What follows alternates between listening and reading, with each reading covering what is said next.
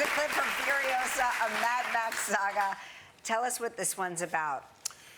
Well, this is part of the Mad Max universe, which has been running for about 45 years now. But it's a standalone film. But it's a standalone film. You don't have to have seen the previous ones to understand it. I've been telling people, the Americans have Star Wars, the Brits have Harry Potter, and we have Mad Max. Right, yeah. Which kind of says something about our culture. It's a crazy post-apocalyptic world in the outback, brutal, barren wasteland, warlords sort of vying for, fighting over scarcity of resources and so on.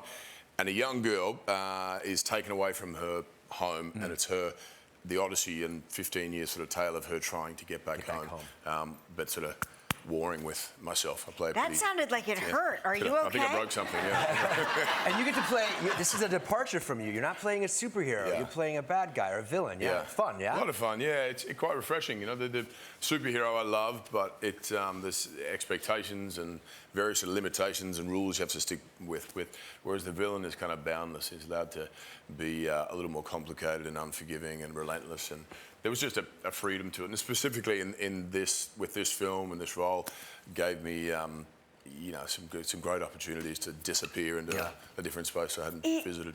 He's got one of the best names in cinematic history, Warlord Dementus. I mean, that is our new nickname for Gelman. That is what we are going to call him from now on. How do you get into that character? Do you just say, you look in the mirror and go, Dementus. I am Warlord Dementus? It's about 4 hours of hair and makeup and prosthetics and teeth and hair and the whole thing. And oh my gosh, it's that.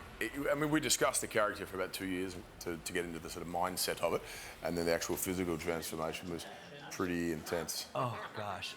Did you keep anything? Any of the props? Did you keep any wardrobe? Well, the motorbike I'm riding there, I got to keep. Not the chariot. So it becomes, as he fashions himself an emperor, warlord, and sort of as he grows in power, his motorbike then becomes a chariot. Right. But I have the original motorbike, which is Fantastic. That's very cool. Yeah. And you had to do, I'm assuming you probably do your own stunts and your own riding and all of that. Yeah, it's. I love it. It's the fun part of it. I think, the sort of the escapism, the imagination, the adventure that attracted me to it when I was a kid in the backyard. Running around with my brothers, making up situations like this. To do it as a slightly bigger kid now is a hell of a lot of fun. And there's a fantastic stunt team that coordinate and set it all up for you. So it's a great collaboration. And then we're out there in motorbikes and big monster trucks, and before every take you hear the first AD say start your engines, and motorbikes and trucks and cars erupt, and it has an energy you're ready. to it. Yeah, and then you're... There goes your coffee, there's your caffeine hit. Yeah. And Elsa's also in the movie. She is, yeah. And do you enjoy working together? It's great. It's our little sort of getaway from the kids. Yeah, of course. It's an extreme version of date night. Yes, yes.